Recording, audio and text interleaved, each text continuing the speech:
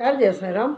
साथियों, साईं सच्चरित्र के 32 अध्याय हम कर चुके और अब प्रस्तुत करती हूँ अध्याय 33 उदी की महिमा। आओ पहले हम संतों के चरणों में प्रणाम करें, जिनकी कृपा दृष्टि मात्र से ही समस्त पाप समूह भस्म होकर हमारे आचरण के दोष नष्ट हो जाएंगे।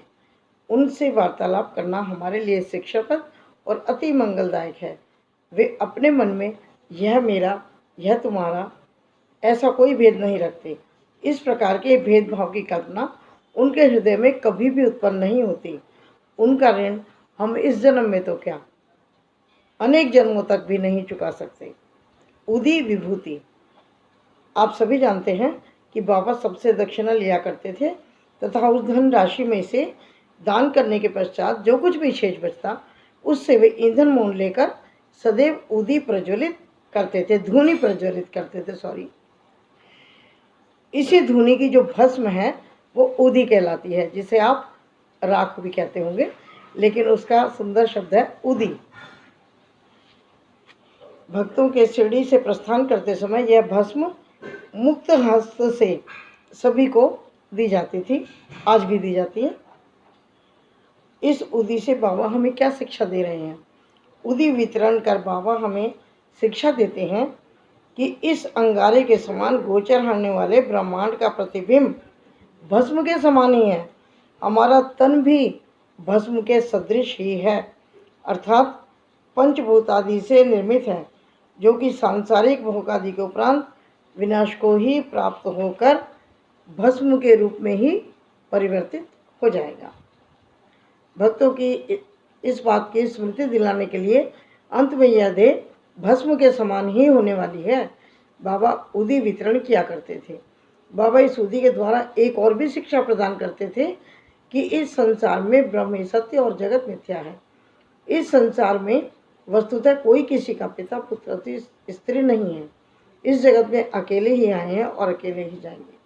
पूर्व में यह देखने में आ चुका है और अभी भी अनुभव में आ रहा है कि इस उदी ने अनेक शारीरिक और मानसिक रोगियों को स्वास्थ्य प्रदान किया है। यथार्थ में बाबा तो भक्तों को दक्षिणा और उदी द्वारा सत्य और असत्य में विवेक और असत्य के त्याग का सिद्धांत समझाना चाहते थे। इस उदी से वैराग्य और दक्षिणा से त्याग की शिक्षा मिलती है। इन दोनों के अभाव में माया रूपी भव सागर को पार करना कठिन है। इसलिए बाबा दूसरे के भोग स्वयं भोग कर दक्षिणा स्वीकार कर लिया करते थे। जब भक्तगण विदा होते तब वे प्रसाद के रूप में उदी देकर उनके मस्तक पर लगाकर अपना वरद हस्त उसके मस्तक पर रखते थे। जब बाबा प्रसन्नचित होते तो वो प्रेम पूर्वक गीत गाया करते थे। ऐसा एक भजन उदी के संबंध में भी गाया जाता था, जिसके बोल हैं, रमते राम आओ जी उदिया की गोनिया लाओ जी। यह शुद्ध और मधुर स्वर में बाबा गाया करते थे। यह सब तो उदी के आध्यात्मिक प्रभाव के संबंध में हुआ, परंतु उसके भौतिक प्रभाव भी हैं, जिनसे भक्तों को स्वास्थ्य, समृद्धि, चिंता मुक्ति एवं अनेक सांसारिक लाभ प्राप्त हुए हैं। अब इस उदी की कथाएं आरंभ करते हैं। बिच्छू का डंक। नासिक के श्री नारायण मोतीराम जानी बाबा के परम भक्त थे। बाबा के अन्य भक्त रामचंद्र वामन मोड़के के अधीन काम करते थे। एक बार वे अपनी माता के साथ शिरडी गए और बाबा के दर्शन का लाभ उठाया।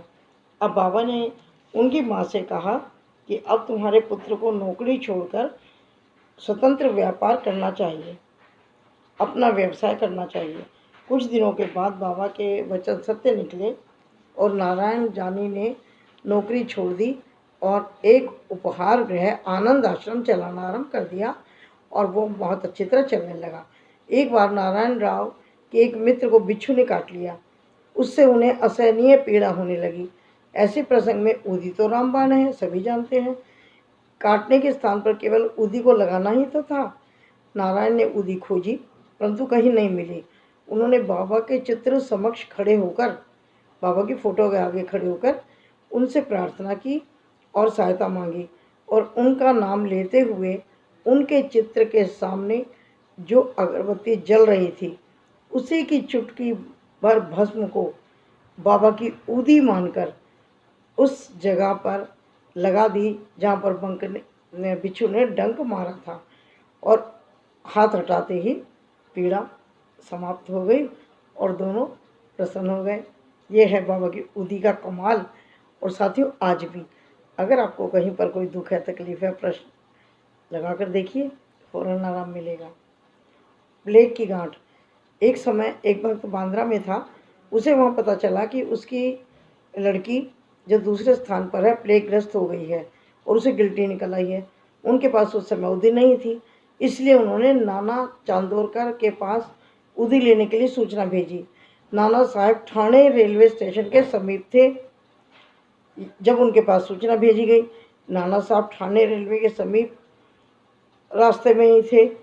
अब जब उनके पास ये सूचना पहुंच गई तो उनके पास उदी थी नहीं उस समय, क्योंकि वो अपनी पत्नी के साथ कल्याण जा रहे थे। इसलिए उन्होंने क्या किया कि सड़क से ही थोड़ी सी मिट्टी उठाकर और उसको उदी मानकर अपनी पत्नी के मस्तक पर लगा दिया, उस बच्ची का नाम लेकर के। यह सब नाटक भक्त खड़े खड़े देख रहे थे। जब वह घर लौटे तो उन्हें जानकर अति प्रसन्नता हुई कि जिस समय से नाना साहब ने ठाणे रेलवे स्टेशन के पास बाबा से सहायता करने की प्रार्थना की, तभी से उनकी लड़की की स्थिति में पर्याप्त सुधार हो गया और 3 दिनों से वो पीड़ित थी। जामनेर का विलक्षण चमत्कार। सन 1904-5 में नाना साहब चांदोरकर खानदेश जिले के जामनेर में नौकरी करते थे। जामनेर से शिरडी लगभग 250-300 मील दूर है। उनकी पुत्री मैनाताई गर्भावस्था में थी और प्रसव काल समीप ही था। उसकी स्थिति बहुत गंभीर थी। 2-3 दिनों से उसे प्रसव वेदना हो रही थी। नाना साहब ने सभी संभव प्रयत्न किए, परंतु सब व्यर्थ सिद्ध हुए। अब उन्होंने बाबा का ध्यान किया और उनसे सहायता मांगी। उस समय शिरडी में एक रामगीर बुआ, जिन्हें बाबा बापूगीर बुआ के नाम से पुकारते थे, अपने घर खानदेश को लौट रहे थे। बाबा ने उन्हें अपने पास बुलाकर कहा कि तुम घर लौटते समय थोड़ी देर के लिए जामनेर में उतरकर यह ऊदी और आरती श्री नाना साहब को दे देना। रामगीर बुआ बोले, मेरे पास केवल 2 ही रुपये हैं, जो कठिनाई से जलगांव तक का किराया ही है। फिर ऐसी स्थिति में जलगांव से 35 मील दूर आगे जाना मेरे लिए कैसे संभव होगा। बाबा ने कहा, चिंता की कोई बात नहीं, तुम्हारी सब व्यवस्था हो जाएगी। अब बाबा ने श्यामा से माधव अडकर द्वारा रचित प्रसिद्ध आरती की प्रतिलिपि कराई और उदी के साथ नाना साहब के पास भेज दी। बाबा के वचनों पर विश्वास कर रामगीर बुआ ने शिरडी से प्रस्थान कर लिया और 2:45 बजे रात्रि के वो जलगांव पहुँचे। इस समय उनके पास केवल 2 आने ही शेष बचे थे। इससे वो बड़ी ही दुविधा में थे कि अब मैं कैसे जामनेर जाऊं, कैसे अपने घर जाऊं। इतने में ही एक आवाज़ उनके कानों में पड़ी, शिरडी से आए हुए बापूगीर बुआ कौन है? उन्होंने आगे बढ़कर बतलाया कि मैं शिरडी से आ रहा हूँ और मेरा ही नाम बापूगीर बुआ है। उस चपरासी ने, जो अपने आप को नाना साहब चांदेरकर द्वारा भेजा हुआ बतला रहा था, उन्हें बाहर लाकर एक शानदार तांगे में बिठाया, जिसमें 2 बहुत सुंदर घोड़े जुते हुए थे। अब दोनों रवाना हो गए। तांगा रोककर घोड़ों को पानी पिलाया। इसी बीच चपरासी ने रामगीर बुआ से थोड़ा सा नाश्ता करने को कहा। उनकी दाढ़ी मूछें और अन्य वेशभूषा से उन्हें मुसलमान समझकर उन्होंने जलपान करना स्वीकार कर दिया। तब उस चपरासी ने कहा कि मैं गढ़वाल का क्षत्रिय वंशी हिंदू हूँ। यह सब नाश्ता नाना साहब ने आपके लिए भेजा है, इसलिए इसमें आपको कोई आपत्ति नहीं होनी चाहिए। तब वे दोनों जलपान करके पुनः रवाना हुए और सूर्योदय होते होते जामनेर पहुँच गए। रामगीर बुआ लघु शंका को गए और थोड़ी देर में जब वे वहाँ लौट कर आए तो क्या देखते हैं, ना वहाँ तांगा था, ना वहाँ तांगे वाला और ना तांगे के घोड़े। उनके मुख से एक शब्द भी ना निकला। वे समीप में ही पास में जो कचहरी थी वहाँ पूछताछ करने गए। उन्हें पता लगा कि इस समय नाना साहब घर पर ही हैं। तो वे नाना साहब के घर गए और उन्होंने बतलाया कि मैं शिरडी से आ रहा हूँ और बाबा ने आपके लिए ऊदी और आरती भेजी है। उस समय मैनाबाई की स्थिति बहुत गंभीर थी और सभी उसके लिए बड़ी चिंता में थे। नाना साहब ने अपनी पत्नी को बुलाकर उदी को जल में मिलाकर अपनी लड़की को पिलाने के लिए कहा और आरती करने को कहा। उन्होंने सोचा कि बाबा की सहायता बड़ी सामयिक है। थोड़ी देर में ही समाचार प्राप्त हुआ कि प्रसव कुशलतापूर्वक हो गया और समस्त पीड़ा समाप्त हो गई। जय साईं राम। अब रामगीर बुआ ने नाना साहब को चपरासी, तांगा और जलपान आदि के लिए धन्यवाद दिया। तो नाना साहब को यह सुनकर बड़ा आश्चर्य हुआ और कहने लगे, मैंने तो ना कोई तांगा, ना कोई चपरासी और ना ही आपके लिए कोई नाश्ते का सामान भेजा है। मुझे तो पता ही नहीं, मालूम ही नहीं कि आप शिरडी से यहाँ पधार रहे हैं। मुझे तो इसकी कोई सूचना नहीं थी। मैंने कोई व्यवस्था नहीं की। ठाणे के सेवानिवृत्त वीवी देव नाना साहब चांदोरकर के पुत्र बापू साहब चांदोरकर और शिरडी के रामगीर बुआ से इस संबंध में बड़ी पूछताछ की गई और फिर संतुष्ट होकर साईं लीला पत्रिका भाग 13 11-12-13 में गद्य और पद्य में एक सुंदर रचना प्रकाशित की। श्री नरसिंह राव स्वामी ने भी मैनाबाई और बापू साहब चांदोरकर ने भी इस प्रकार कई जगह पर इस तरह के विवरण को छापा, प्रकाशित किया। निम्नलिखित प्रसंग रामगीर बुआ के कथानुसार उद्धृत किया जा रहा है। एक दिन मुझे बाबा ने, ये रामगीर बुआ खुद बता रहे हैं अपनी बात, एक दिन मुझे बाबा ने अपने समीप बुलाकर एक उदी की पुड़िया और एक आरती की प्रतिलिपि देकर आज्ञा दी कि जामनेर जाओ और यह आरती और उदी नाना साहब को दे दो। मैंने बाबा को बतलाया कि मेरे पास केवल 2 ही रुपए हैं, जो कि कोपरगांव से जलगांव जाने तक ही समाप्त हो जाएंगे। मेरे पास जामनेर जाने के लिए पर्याप्त राशि नहीं है। बाबा ने कहा, अल्लाह देगा। शुक्रवार का दिन था। मैं शीघ्र रवाना हो गया। मैं मनवाड़ 6:30 बजे सायंकाल और जलगांव रात्रि को 2:45 पर पहुंचा। उस समय वहाँ प्लेग निवारण आदेश जारी थे। इससे मुझे बड़ी असुविधा हुई और मैं सोच रहा था कि कैसे जामनेर पहुंचूं। रात्रि को 3 बजे एक चपरासी आया, जो पैर में बूट पहने हुए, सिर पर पगड़ी बांधे और बहुत सुंदर पोशाक पहने था। उसने मुझे तांगे में बैठा लिया और तांगा चल पड़ा। मैं तो उस समय भयभीत सा हो रहा था। मार्ग में मैंने जलपान भी किया और जब प्रातःकाल जामनेर पहुंचा तब मुझे लघु शंका की इच्छा हुई और जब मैं लौट कर आया तो मैंने देखा वहाँ तांगा और तांगे वाला कोई नहीं था। सब अदृश्य हो चुका था। बाबा नारायण राव को बाबा के दर्शनों की 3 बार सौभाग्य प्राप्त हुआ। महासमाधि लेने से 3 वर्ष पूर्व वे शिरडी जाना चाहते थे, परंतु किसी का कारणवश उनका आना ना हो सका। बाबा के समाधिस्थ होने के 1 वर्ष के भीतर ही बाबा का ध्यान करना आरंभ कर दिया। एक रात उन्हें स्वप्न हुआ नारायण राव जी को, जो बाबा के भक्त थे। घबराओ नहीं, तुम्हें कल से आराम हो जाएगा। बाबा उन्हें एक गुफा में जाते हुए दिखाई दिए और बोले, घबराओ मत, कल से तुम्हें आराम हो जाएगा और 1 सप्ताह में तुम चलने फिरने लगोगे। ठीक उतने ही समय में नारायण राव स्वस्थ हो गए। अब यह प्रश्न विचारणीय है, क्या बाबा देहधारी होने से जीवित कहलाते थे? क्या उन्होंने देह त्याग दी है? क्या वे मृत हो गए? नहीं, बाबा अमर हैं, क्योंकि वे जीवन और मृत्यु से परे हैं। एक बार अनन्य भाव से जो उनकी शरण में जाता है, चाहे वह कहीं भी हो, बाबा उसी समय उसे सहायता पहुंचाते हैं। वे तो सदा हमारे साथ खड़े हैं और चाहे जैसा रूप लेकर भक्त के समक्ष प्रकट हो जाते हैं और हमारी इच्छाएं, भक्ति की इच्छाएं पूरी करते हैं। अप्पा साहब कुलकर्णी, सन 1917 में अप्पा साहब कुलकर्णी के शुभ दिन आए। उनका ठाणे को ट्रांसफ़र हो गया। उन्होंने बाला साहब भाटे द्वारा प्राप्त बाबा के चित्र का पूजन करना आरंभ कर दिया। उन्होंने सच्चे हृदय से पूजा की और वे हर दिन फूल, चंदन, नैवेद्य बाबा को अर्पित करते और उनके दर्शनों को बड़ी अभिलाषा करते थे। इस संबंध में इतना तो कहा जा सकता है कि भावपूर्वक बाबा के चित्र को देखना ही बाबा के प्रत्यक्ष दर्शन करने के समान है। ऐसी ही कथा आपको बताई जाती है। बम्बई में एक बाला बुआ नाम के संत थे, जो कि अपनी भक्ति, भजन और आचरण के कारण आधुनिक तुका के नाम से प्रसिद्ध थे। 1917 में वे शिरडी आए। जब उन्होंने बाबा को प्रणाम किया तो बाबा कहने लगे, अरे मैं तो इन्हें 3 वर्षों से जानता हूँ, 4 वर्षों से जानता हूँ।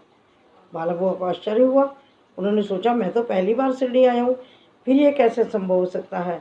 बहुत गहरा चिंतन करने के बाद उन्हें बाबा के शब्दों का अर्थ समझ में आया और वे मन ही मन कहने लगे, संत कितने सर्वव्यापक और सर्वज्ञानी होते हैं तथा अपने भक्तों के प्रति उनके हृदय में कितनी दया होती है।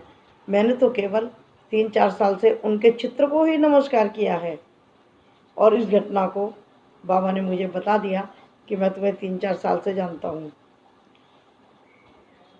बाबा ने मुझे अनुभव करा दिया कि उनके चित्र को देखना ही उनके दर्शन करने के समान है। अब अन्ना साहब की कथा पर आते हैं। जब वे ठाणे में थे तो उन्हें भिवंडी दौरे पर जाना पड़ा, जहां उन्हें 1 सप्ताह के बाद लौटना था। उनकी अनुपस्थिति में तीसरे दिन उनके घर में निम्नलिखित विचित्र घटना घटी। दोपहर के समय अप्पा साहब के घर पर एक फकीर आया जिसकी आकृति बाबा जी से मिलती जुलती थी। श्रीमती कुलकर्णी और उनके बच्चों ने उनसे पूछा कि आप शिरडी के साईं बाबा तो नहीं हैं। इस पर उत्तर मिला कि वे तो साईं बाबा के आज्ञाकारी सेवक हैं और उनकी आज्ञा से ही यहाँ आप लोगों की कुशलक्षेम पूछने आए हैं। फ़कीर ने दक्षिणा मांगी तो श्रीमती कुलकर्णी ने उन्हें 1 रुपया भेंट कर दिया। तब फ़कीर ने उन्हें एक उदी की पुड़िया देते हुए कहा कि इसे अपने चित्र पूजन में चित्र के साथ रखो। इतना कहकर मैं वहाँ से चला गया। बाबा की अद्भुत लीला अब सुनिए। भिवंडी में अप्पा साहब का घोड़ा बीमार हो गया, जिससे वे दौरे पर आगे ना जा सके। तब उसी शाम वे घर लौट आए। घर आने पर उन्हें पत्नी के द्वारा फ़कीर के आगमन का समाचार प्राप्त हुआ। उन्हें मन में थोड़ी अशांति अनुभव हुई कि मैं फ़कीर के दर्शनों से वंचित रह गया और पत्नी द्वारा केवल 1 रुपया दक्षिणा देना उन्हें अच्छा नहीं लगा। वे कहने लगे, यदि मैं होता तो मैं कम से कम 10 रुपये देता, 1 रुपया कभी ना देता, 10 से कम तो कभी ना देता। तब वे भूखे ही फ़कीर की खोज में निकल पड़े। उन्होंने मस्जिद और अन्य के स्थान पर खोजा, परंतु कहीं भी उन्हें वो नहीं मिले। पाठक अध्याय 32 में कहे गए बाबा के वचनों का स्मरण करें कि भूखे पेट ईश्वर की खोज नहीं करनी चाहिए। अप्पा साहब को शिक्षा मिल गई। भोजन के उपरांत वे अपने मित्र श्री चित्रे के साथ घूमने को निकले। थोड़ी दूरी जाने पर सामने एक फ़कीर बहुत तेज़ गति से आता दिखाई दिया। अप्पा साहब ने सोचा कि हो न हो यह फ़कीर वही है जो मेरे घर आया था। उसकी छवि भी बाबा के अनुरूप ही थी। फ़कीर ने तुरंत ही बढ़कर दक्षिणा मांगी। अप्पा साहब ने उन्हें 1 रुपया दे दिया। वह और मांगने लगा। तब अप्पा साहब ने 2 रुपये दे दिए। तब भी उसे संतोष न हुआ। उन्होंने अपने मित्र से 3 रुपये उधार लेकर के दिए, फिर भी वह मांगता रहा। तब अप्पा साहब ने उसे घर चलने को कहा। सब लोग घर आए। अप्पा साहब ने उन्हें 3 रुपये और दिए, अर्थात कुल 9 रुपये। तब भी वह असंतुष्ट ही दिखाई दे रहा था, मांगे जा रहा था। तब अप्पा साहब ने कहा कि मेरे पास तो 10 रुपये का नोट है। तब वकील ने नोट ले लिया और 9 रुपये उन्हें लौटाकर चला गया। अप्पा साहब ने 10 रुपये देने की इच्छा थी, कहा था, इसलिए उन्होंने 10 रुपये ग्रहण कर लिए और अपने द्वारा स्पर्शित 9 सिक्के उनको वापस कर दिए। अंक 9 रुपये अर्थपूर्ण है तथा नवविधा भक्ति की ओर इशारा करते हैं। जैसा कि अध्याय 21 में हमने पढ़ा था कि लक्ष्मी को भी बाबा ने अंत में 9 ही रुपये दिए थे। उदी की पुड़िया खोलने पर अप्पा साहब ने देखा कि उसमें फूल के पत्ते और अक्षत भी थे। बाद में कालांतर में जब वे शिरडी गए तो बाबा ने अपना एक केश भी उन्हें दिया। उन्होंने उदी और केश को भी एक ताबीज़ में रखा और उसे सदैव हाथ पर बांधते थे। अब अप्पा साहब को उदी की शक्ति विदित हो चुकी थी। वे कुशाग्र बुद्धि के थे। प्रथम उन्हें 40 रुपये मासिक मिलते थे, परंतु बाबा की उदी और चित्र प्राप्त होने के पश्चात उनका वेतन कई गुना बढ़ गया और उन्हें मान और यश भी मिला। इस अस्थायी आकर्षणों के अतिरिक्त उनकी आध्यात्मिक प्रगति भी शीघ्रता से होने लगी। इसलिए सौभाग्यवश जिनके पास उदी है उन्हें स्नान के पश्चात उदी का तिलक मस्तक पर जरूर धारण करना चाहिए और थोड़ी सी जल में मिलाकर तीर्थ की तरह पीनी भी चाहिए। उस पानी को पी लेना चाहिए। सन 1917 में गुरु पूर्णिमा के दिन डहाणू जिला ठाणे में हरिभाऊ कर्डिक शिरडी आए और उन्होंने बाबा को यथाविधि पूजन किया। उन्होंने वस्तु और दक्षिणा भेंट कर श्यामा के द्वारा बाबा से लौटने की आज्ञा प्राप्त की। वे मस्जिद की सीढ़ियों से उतरे ही थे कि उन्हें विचार आया कि बाबा को 1 रुपया अर्पण कर देना चाहिए। वे श्यामा को संकेत से यह सूचना देना चाहते थे, और बाबा से उन्हें जाने की आज्ञा प्राप्त हो चुकी थी, इसलिए वो वापस नहीं लौटना चाहते थे। परंतु श्यामा का ध्यान उनकी ओर नहीं गया, इसलिए वे घर चले गए। मार्ग में वे नासिक में श्री कालाराम के मंदिर में दर्शन के लिए गए। संत नरसिंह महाराज, जो कि मंदिर के मुख्य द्वार के भीतर बैठा करते थे, भक्तों को वहीं छोड़कर हरिबाहु के पास आए और उनका हाथ पकड़ कहने लगे, मुझे मेरा 1 रुपया दो। कर्णिक को बड़ा आश्चर्य हुआ और उन्हें बहुत खुशी खुशी 1 रुपया दे दिया। उन्हें विचार आया कि मैंने बाबा को 1 रुपया देने का मन में संकल्प किया था और मैं नहीं दे पाया था, लेकिन बाबा ने उस रुपए को नासिक के नरसिंह महाराज के द्वारा स्वीकार कर लिया। इस कथा से यह सिद्ध होता है कि सब संत अभिन्न हैं और वे किसी न किसी रूप में एक दूसरे के साथ जुड़े हैं और एक दूसरे के साथ मिलकर कार्य करते हैं। तो बाबा जो रुपया नहीं उस समय ले पाए थे, बाबा ने यहाँ पर आकर के ले लिया। जय साईं राम। साथियों, अध्याय 33 समाप्त होता है। श्री सद्गुरु साईनाथार्पणमस्तु। शुभम भवतु। अब 34 पाठ के साथ फिर हाजिर हो जाऊंगी आपके समक्ष, क्योंकि 9 जुलाई तक मुझे ये पूरी करनी है, क्योंकि 10 जुलाई को हम यहाँ पर पूर्णिमा का कीर्तन करेंगे और 11 जुलाई को शिरडी जाएंगे बाबा जी के पास। बाबा जी से मिलने बाबा ने बुलाया है। तो साथियों, चलती हूँ, बहुत जल्द मिलती हूँ। जय साईं राम। नमस्कार।